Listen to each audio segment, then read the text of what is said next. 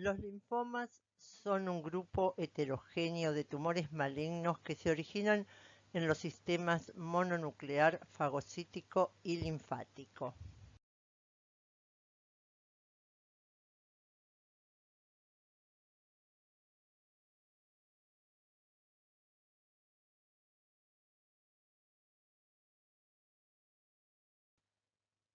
El linfoma es una neoplasia maligna hematopoyética donde encontramos dos tipos, linfoma de Hodgkin y linfoma no Hodgkin. El linfoma de Hodgkin se clasifica a su vez en clásico y con predominio linfocítico nodular. En linfoma no Hodgkin encontramos los de células B, los de células T y los de células T no killer.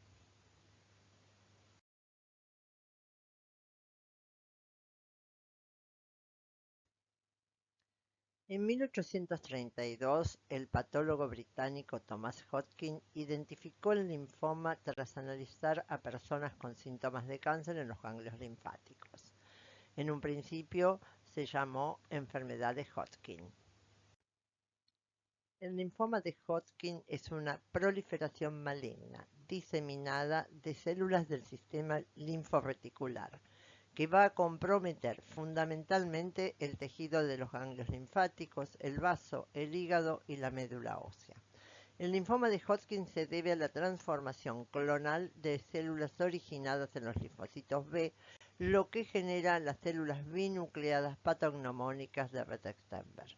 La causa se desconoce, pero la susceptibilidad genética, por ejemplo los antecedentes familiares y algunos factores, van a favorecer su desarrollo.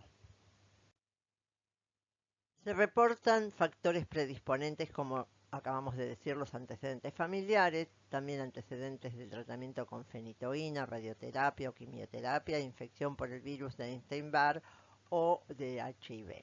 Ciertos tipos de inmunosupresión, por ejemplo, pacientes que toman inmunosupresores después de un trasplante, o trastornos de inmunodeficiencia congénita, como por ejemplo la telangiectasia y el síndrome de Klinefelter. Ciertos trastornos autoinmunitarios como la artritis reumatoidea, la enfermedad celíaca, el síndrome de Sjögren y el lupus eritematoso sistémico. La mayoría de los pacientes también presentan un defecto lentamente progresivo de la inmunidad celular, la función de los linfocitos T, que en la enfermedad avanzada va a contribuir con las infecciones bacterianas. En la enfermedad avanzada se puede observar depresión de la inmunidad humoral, producción de anticuerpos, y la muerte puede ser el resultado de una infección o una enfermedad progresiva. Los síntomas típicamente son linfoadenopatías indoloras, a veces fiebre, sudoración nocturna, pérdida de peso, prurito, esplenomegalia y hepatomegalia. Debemos destacar que el linfoma de Hodgkin no presenta prácticamente manifestaciones bucales. Lo que vamos a detectar tempranamente son linfoadenopatías cervicales. La localización más frecuente es la supradiafragmática, sobre todo la región cervical. Se da en jóvenes entre 20 a 25 años, adultos mayores de 60 años, con predominio en el sexo masculino. En esta imagen podemos observar el compromiso de los ganglios cervicales a simple vista.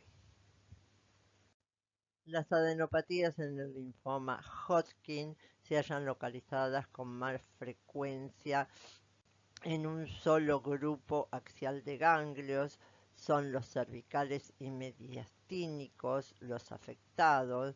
La diseminación está ordenada por contigüidad y rara vez están afectados los ganglios mesentéricos. Observamos a nivel cervical de un paciente de sexo masculino joven la presencia de un ganglio que a la palpación es firme, es elástico y esa diseminación se produce por contigüidad. En el mismo paciente observamos a simple vista la presencia de una adenopatía supraclavicular. ¿Cuáles son los signos y síntomas del linfoma de Hodgkin? La mayoría de los pacientes van a debutar con adenopatías cervicales. A medida que la enfermedad se disemina a través del sistema reticuloendotelial, en general, a localizaciones contiguas aparecen otras manifestaciones. Los pacientes suelen tener un prurito intenso, refractario a las terapias habituales. Puede ser un síntoma temprano. Los síntomas sistémicos incluyen fiebre, sudoración nocturna y pérdida del apetito. Suele haber esplenomegalia y hepatomegalia puede ser inusual. La fiebre de Epstein se caracteriza porque unos días se encuentra con fiebre alta que alterna regularmente con días o semanas de temperatura normal o inferior a la normal.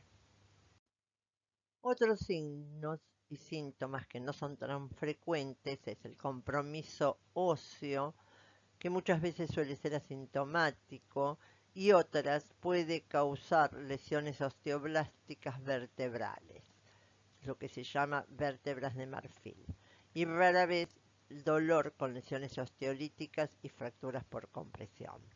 También puede presentarse el síndrome de Horner, síndrome neurológico que afecta el ojo y los tejidos circundantes de un lado de la cara. Es un signo de daño nervioso. Otra de las manifestaciones puede ser la parálisis laringea, cuando las adenopatías comprimen los nervios simpáticos cervicales y laringeos recurrentes. La compresión de raíces nerviosas provoca dolor neurálgico. Para arribar al diagnóstico del linfoma de Hodgkin debemos hacer la biopsia de los ganglios linfáticos para su posterior estudio histopatológico. También es necesario realizar la tomografía por emisión de positrones, que es el PET, con un radiofármaco que puede ser el fluoruro desoxiglucosa o FDG, acompañado simultáneamente de una tomografía computada de tórax, abdomen y pelvis para su estadificación. También, si hay síntomas neurológicos, es necesario hacer una resonancia magnética. En el estudio histopatológico vamos a encontrar las células de Rexenberg, que son células binucleadas grandes, acompañadas con un infiltrado celular heterogéneo característico, constituido por histocitos, linfocitos, monocitos, células plasmáticas y eosinófilos. Las células de Rexenberg son células grandes, tienen abundante citoplasma, núcleos grandes multilobulados, y estos núcleos tienen el aspecto de ojo de búho y están rodeados de un halo claro. El linfoma de Hodgkin clásico tiene 4 subtipos histopatológicos. El de esclerosis nodular, que se caracteriza por las células de Rexenberg dentro de un patrón nodular. Celularidad mixta, hay una cantidad moderada de estas células de Rexenberg con un infiltrado basal mixto. Rico en linfocitos, son pocas las células de Rexenberg, pero muchas las células B, y depresión linfocítica, hay numerosas células de Rexenberg más fibrosis extensa.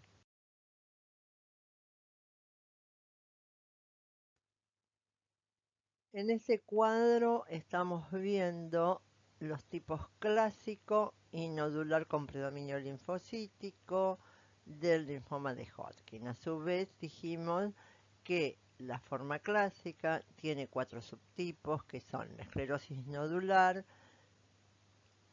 y además del aspecto morfológico que ya hemos descrito, existe la expresión inmunogenotípica de esas células tumorales. En la esclerosis nodular tenemos CD15 positivo, CD30 positivo y CD20 negativo. En la celularidad mixta tenemos CD15 positivo, CD30 positivo y CD20 negativo, como en la esclerosis nodular. Lo mismo sucede con el subtipo rico en linfocitos y de depresión linfocítica. En el nodular con predominio linfocítico tenemos pocas células neoplásicas, linfocíticas o estiocíticas o ambas, muchos linfocitos B pequeños y un patrón nodular, donde el inmunogenotipo va a ser CD15 negativo, CD30 negativo, CD20 positivo y el antígeno de membrana epitelial, el EMA positivo. El estadio del linfoma de Hodgkin va a estar en relación a la expresión ganglionar. Cuando los ganglios están localizados a nivel cervical, se considera que están en un estadio 1. Cuando se le suman a los de nivel cervical los supradiafragmáticos, el paciente va a estar en un estadio 2. Luego, en el estadio 3, va a haber ganglios en cualquier localización y en el estadio 4 se caracteriza porque a eso se suma la afectación extraganglionar de otros órganos. El tratamiento para el linfoma de Hodgkin incluye quimioterapia, radioterapia, existe terapia dirigida, inmunoterapia y trasplante de células madres. La quimioterapia es el tratamiento principal para la mayoría de los pacientes con linfoma de Hodgkin.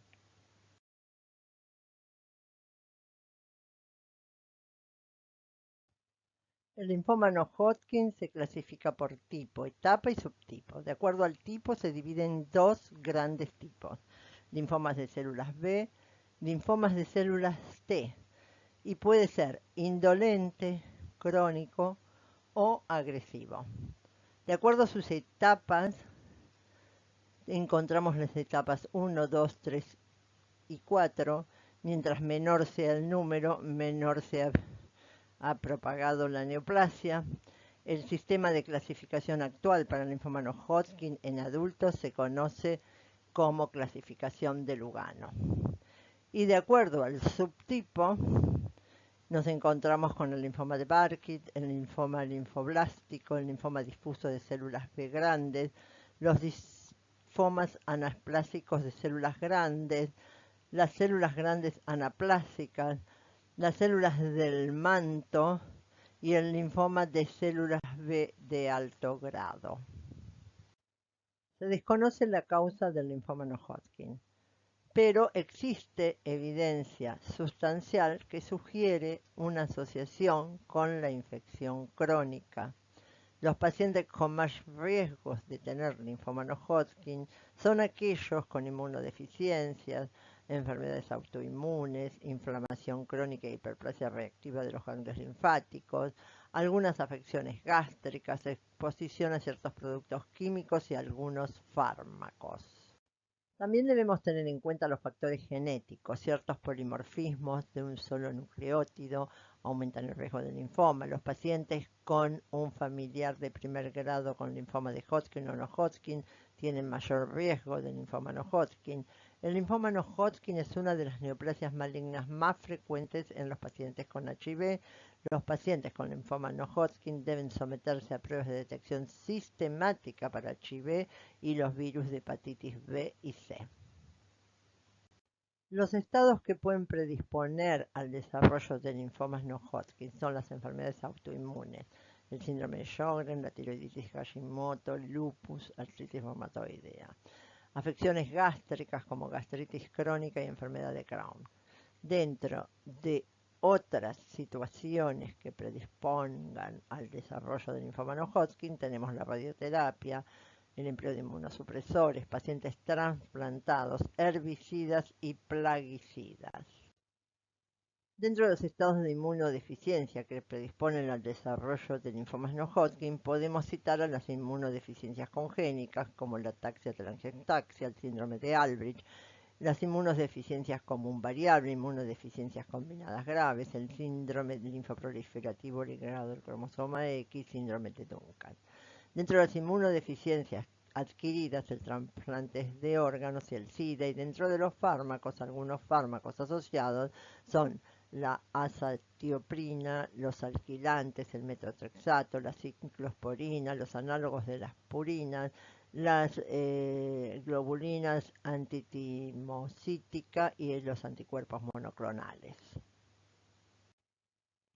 Los agentes infecciosos vinculados a estas neoplasias linfoides se encuentran el virus de Epstein-Barr, que está asociado al linfoma de Burkitt, al linfoma protrasplantes, a los linfomas difusos primarios del sistema nervioso central de linfocitos B grandes, al linfoma de Hodgkin y al linfoma extraganglionar de linfocitos T natural killer. Con respecto al HTLV1, se lo asocia al linfoma leucémico de células T adultas y el HIV al linfoma difuso de linfocitos B grandes, linfomas del sistema nervioso central y linfoma de Burkitt. Dentro de los agentes infecciosos que también encontramos en estas neoplasias linfoides malignas están el virus de la hepatitis C, en el linfoma linfoplasmacítico, el Helicobacter pylori en el linfoma gástrico MALT. Nosotros, con respecto a esta bacteria, también la hemos detectado en los linfomas MALT y linfomas no Hodgkin de glándulas salivales mayores y menores y a nivel del dorso de lengua y del reborde alveolar. Otra de las bacterias asociadas puede ser la Borrelia burgdorferi en el linfoma cutáneo y el herpes virus 8 en el linfoma primario de fusión. Los linfomas en la cavidad bucal representan un 5% de todos los linfomas, constituyen el 14% de todas las neoplasias malignas de cabeza y cuello, y el 97% de estos linfomas corresponden al linfoma no Hodgkin.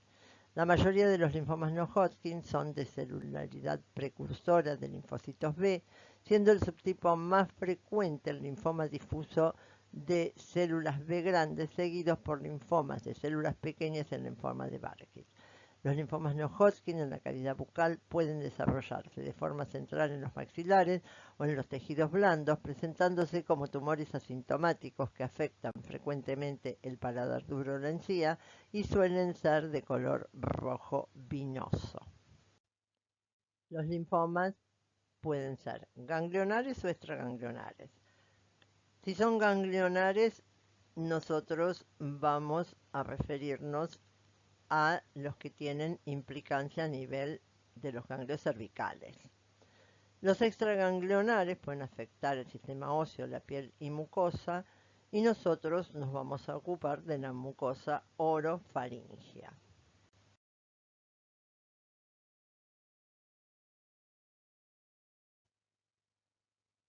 Signos y síntomas que sugieren la presencia de un linfoma en la región de cabeza y cuello. La presencia de un tumor, alteraciones en la sensibilidad, movilidad dentaria, dolor dentario sin causa aparente y adenopatía.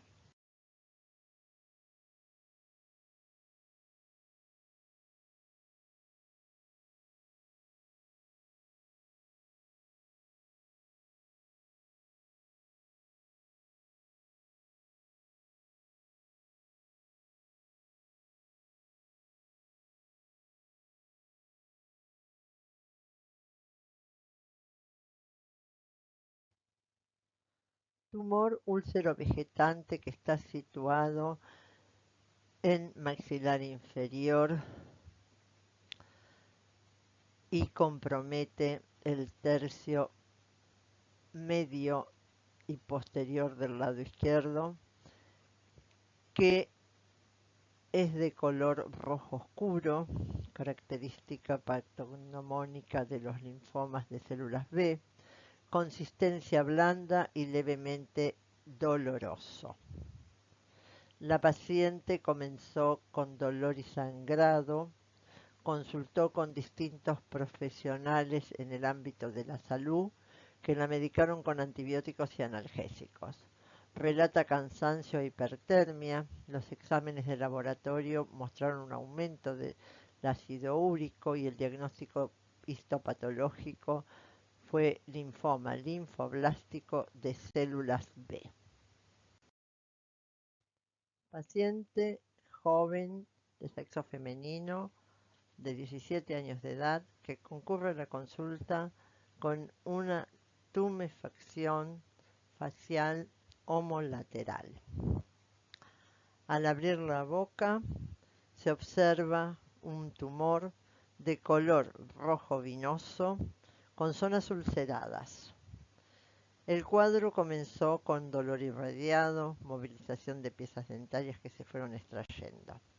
El diagnóstico histopatológico fue de linfoma no Hodgkin.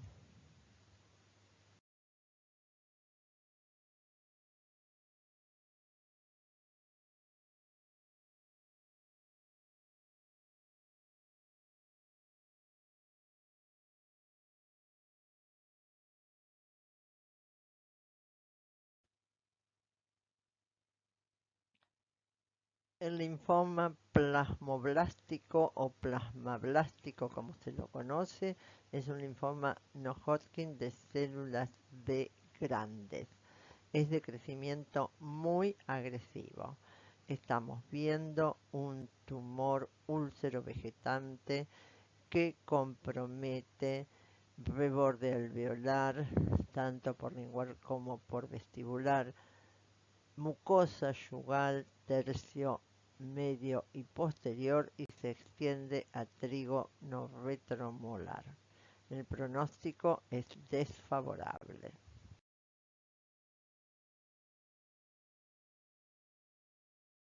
Paciente HIV positivo con diagnóstico de linfoma linfocítico que presenta un tumor de color rojo vinoso y consistencia blanda que se localiza en el maxilar superior comprometiendo la encía tanto vestibular como palatina a nivel de molares y premolares.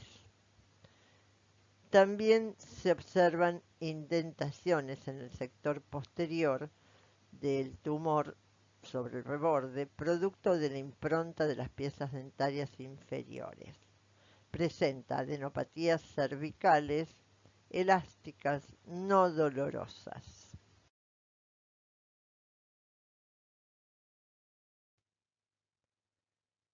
Los estudios que debemos solicitar son los estudios de rutina. El examen hematológico nos va a mostrar una anemia secundaria a la infiltración de la médula ósea, hemólisis autoinmune, valores bajos de plaquetas y leucocitos y una LDH o lactato deshidrogenasa elevada. Se deben solicitar pruebas de detección de hepatitis B, hepatitis C, helicobacter y el estudio del HIV con la conformidad del paciente. Se arriba el diagnóstico a través de la biopsia para el estudio histopatológico e inmunohistoquímico y es necesario el estudio por imágenes con radiografías, ecografías, tomografías, resonancia y PET. El estudio de inmunohistoquímica es esencial en el diagnóstico de los linfomas debido a que el tipo de linfocitos, células B o T, es indistinguible en portaobjetos teñidos con hematoxilina eosina. Esta técnica se utiliza habitualmente para el diagnóstico de linfomas por las siguientes razones. Primero, permite identificar el linaje celular y la fase de maduración. Segundo, permite detectar alteraciones genéticas específicas. Tercero, permite visualizar el grado de proliferación celular. Y por último, permite identificar dianas terapéuticas. Los marcadores pueden utilizarse con diversos fines según la situación y el tipo de tumor.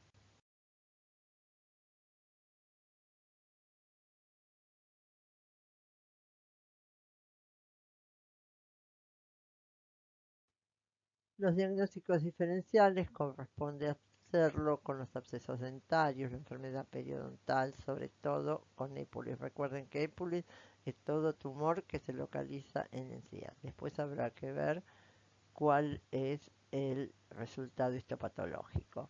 Hiperplasia inflamatoria, las imágenes radiológicas pueden ser inespecíficas, observándose zonas de destrucción ósea difusa, defectos óseos localizados horizontales parecidos a los encontrados en casos de enfermedad periodontal.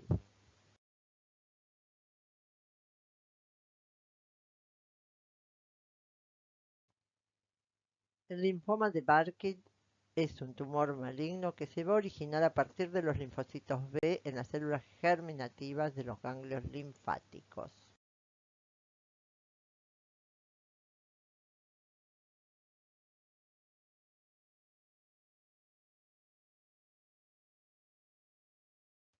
El linfoma de Burkitt es un linfoma no Hodgkin altamente agresivo pero curable que a menudo se presenta en sitios extranodales. Se compone de células B medianas monomórficas con citoplasma basófilo y numerosas figuras mitóticas y suele aparecer con una translocación demostrable del gen MYC a un locus IG.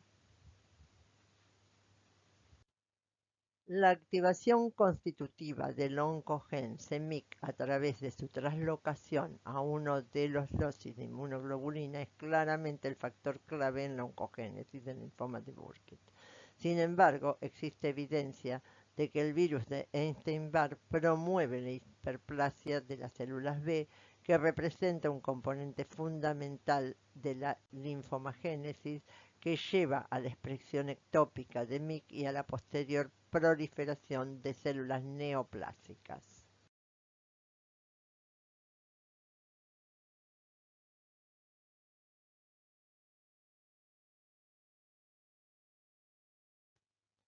El tratamiento principal para el linfoma de Burkitt es la quimioterapia, que puede ser intensa y requerir hospitalización. La quimioterapia puede ser combinada con rituximab, que es un anticuerpo monoclonal. También la quimioterapia es el tratamiento principal y en muchos casos puede llevar una cura completa si se inicia a tiempo. El pronóstico es malo en pacientes en los que falla la inducción o se produce una recaída. La estadificación del Lugano del linfoma de Hodgkin y el linfoma no Hodgkin son 4 estadios, los dos primeros son estadios limitados, los posteriores son estadios avanzados. ¿Qué criterios se tienen? En el estadio 1 limitado hay en una sola región linfática o un solo sitio extraganglionar. En el estadio 2 hay más de dos regiones o dos regiones linfáticas del mismo lado del diafragma y puede incluir un compromiso extraganglionar contiguo limitado. Y en los estadios avanzados, en el 3, en los ganglios linfáticos, el vaso o ambos y a ambos lados del diafragma. En el estadio 4, el compromiso extraganglionar puede involucrar hueso, médula ósea, pulmones e hígado. Les dejo una publicación interesante en cuanto al día a día en atención primaria que se haría ante un paciente adulto que consulta por una tumoración cervical.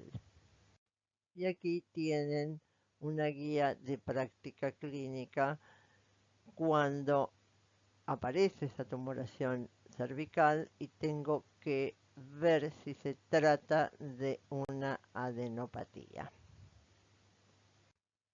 Cuando sospecho que una adenopatía puede ser maligna, cuando su tamaño supera los 2,5 centímetros, cuando no hay respuesta al tratamiento antiinflamatorio y antibióticos por más de 2 semanas, cuando la localización fuera del tamaño y la forma es supraclavicular o retroauricular y cuando está asociado a algún síndrome constitucional y o pérdida de peso.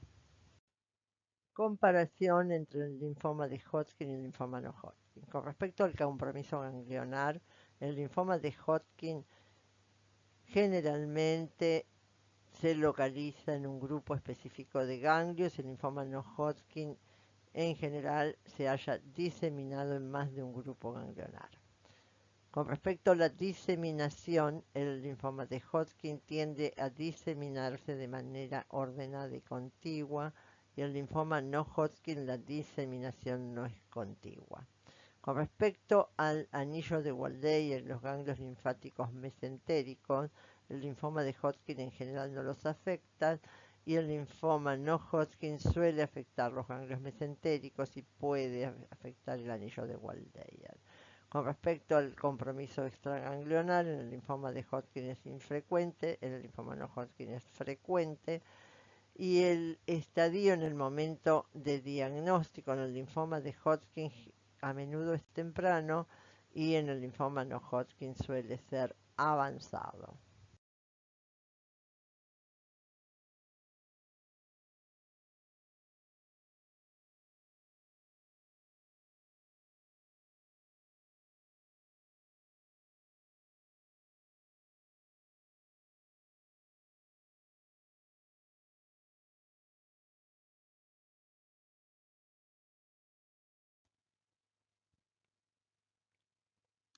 Paciente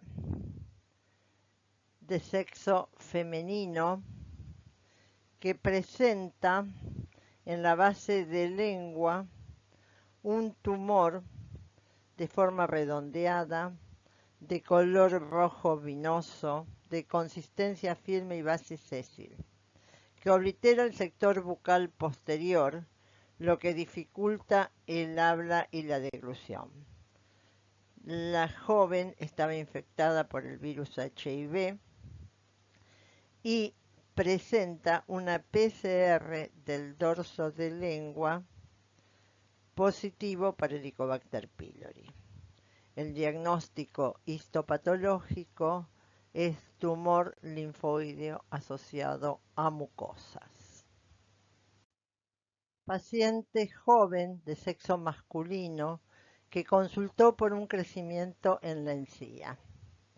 A la revisación se observa un tumor exofítico, lobulado, rojo, ulcerado, de crecimiento rápido.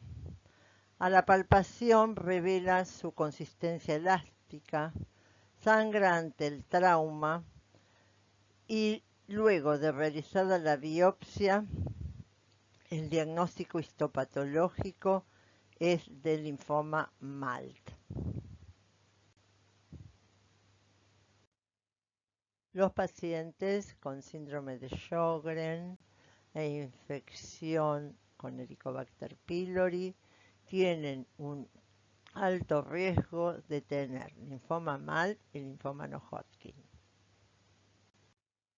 Evidencia científica publicada en el Journal of Dermatology sobre linfoma MALT en glándulas salivales asociadas a Helicobacter en paciente con síndrome de Sjögren. Paciente de sexo femenino que tiene síndrome de Sjögren con anticuerpos ROILA positivos. El Helicobacter por serología nos muestra positividad para la IgM, con lo cual la infección es una infección aguda. A los 2 años, al participar de un proyecto de investigación que requería realizar una nueva biopsia y abandonar el tratamiento antibiótico para la infección por Helicobacter, presentaba una hiperplasia linfoidea que con la inmunomarcación se obtuvo el diagnóstico de linfoma MALT. El informe histomorfológico reporta infiltración difusa atípica de células mononucleares, escasos citoplasmas, núcleos heteromórficos e hipercrómicos, destrucción de las estructuras glandulares y el estudio inmunohistoquímico muestra CD20 positivo, CD3 negativo, CD5 negativo, CD25 negativo. El índice de proliferación celular Ki67 fue menor al 5% y la proteína oncogénica BCL2 fue del 20%. El diagnóstico fue de linfoma B de tipo MAL de baja agresividad histológica. Estamos viendo en el cuadro A el estudio de hematoxilina eosina, donde se observa las características morfológicas que hemos detallado y en los restantes las inmunomarcaciones, la positividad para CD20, la negatividad para CD3, kappa positivo, BCL2 positivo y Ki67 menor al 5%. Ante esta situación corresponde el estudio gastroenterológico de la paciente y la endoscopía habla de una gastritis y para ello le realizan una biopsia del antro gástrico donde llegan al diagnóstico que la mucosa gástrica antral tiene estructura histológica conservada y una discreta artritis crónica, y con la coloración de Giemsa observan algunos elementos bacterianos compatibles con Helicobacter pylori. Aquí está una imagen de la publicación del caso clínico descripto. Bueno, ¿cómo se diagnostica este linfoma MALT? Primero, el estudio clínico, la biopsia de la lesión presente, el estudio histológico y las técnicas de inmunohistoquímica y moleculares. Siempre se debe investigar y confirmar si existe infección por Helicobacter pylori. ¿Cómo se puede valorar la extensión? Con una rutina de laboratorio, con una serología para Helicobacter pylori, la endoscopía, el estudio histopatológico, tomografías computadas y biopsia de médula ósea. ¿Y cómo se trata este linfoma MALT? Sin duda, la curación de la infección por el Helicobacter pylori es actualmente el tratamiento de elección de la mayoría de los linfomas MALT y el seguimiento porque es un cáncer. Existe bibliografía, los casos son aislados o serie de casos. En este caso es un linfoma MALT asociado a la acción del Helicobacter pylori en glándula parótida en una paciente de sexo femenino con síndrome de Sjögren.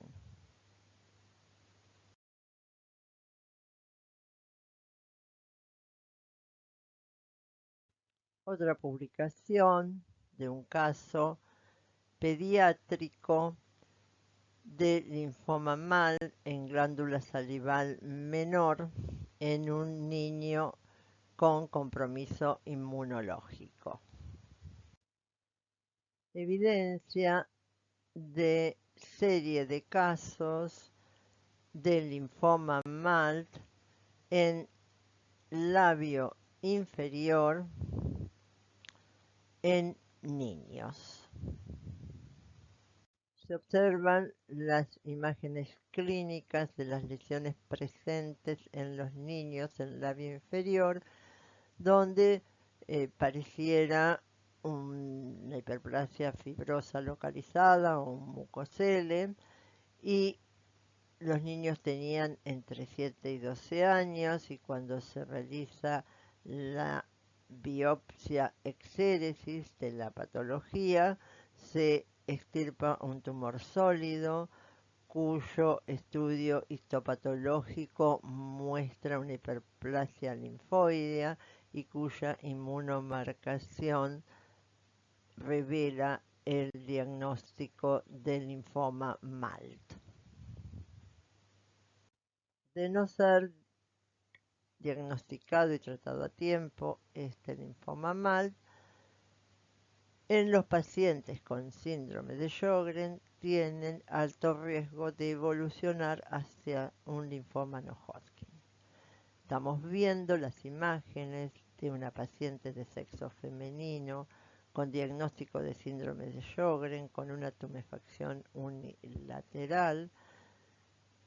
Tiene un tumor parotidio, el cual debe estudiarse con una rutina de laboratorio, pidiendo una beta-2 microglobulina, viendo cuál es el nivel de la uremia y la uricemia, viendo la eritrosedimentación.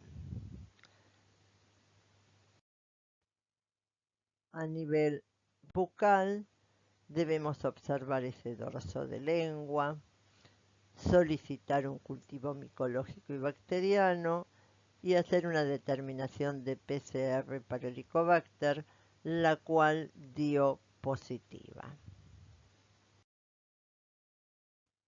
Se le realizó el hisopado del dorso de lengua y la mucosa labial, que eran las zonas afectadas en el interior de la boca, además de la escasa saliva, y se observaron elementos levaduriformes, con lo cual esas levaduras correspondían a Candida albicans. En relación al Royal A, ambos fueron positivos y el Helicobacter fue negativo para la determinación IgA y fue positivo para la IgG 1 en 40, determinando una infección crónica.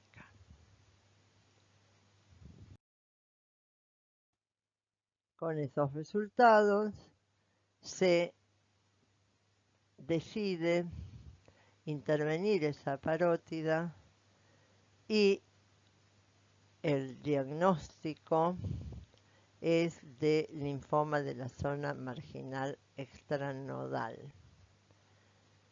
El estudio inmunohistoquímico mostró un BCL2 superior al 80%, un CD45 mayor al 10%, un CD43 de más del 70%, difuso y en lesión linfoepitelial.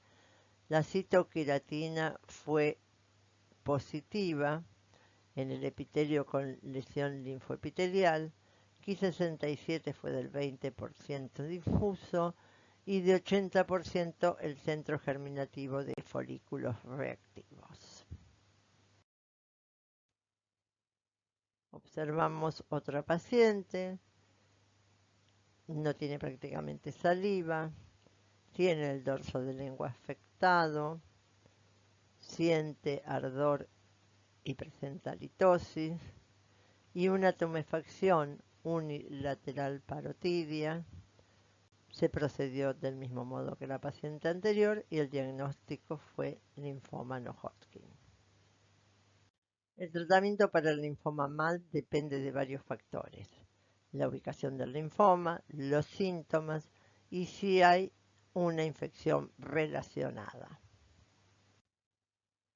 En general, el tratamiento involucra un tratamiento antibiótico, cirugía en etapas iniciales y, de ser necesario, inmunoterapia y quimioterapia. Hemos sido convocados por el Premio Nobel de Medicina, el doctor Barry Marshall, a escribir un capítulo en su libro sobre Helicobacter pylori y la patología oral. Y les estamos dejando el link aquí para que puedan acceder en forma gratuita a dicho capítulo. Bueno, el curso ha llegado con esta temática a su fin. Les agradezco a ustedes su participación y a la Dirección de Salud Bucodental, la Subsecretaría de Planificación y Programación Sanitaria, por esta convocatoria. Desde ya fue un placer, y si tienen alguna inquietud, sugerencia, dudas, pueden conectarse a través de ese mail con nosotros o bien concurriendo a la Facultad de Odontología. Estamos en Marcelo T. de Alvear 2142, quinto piso A, y serán bienvenidos.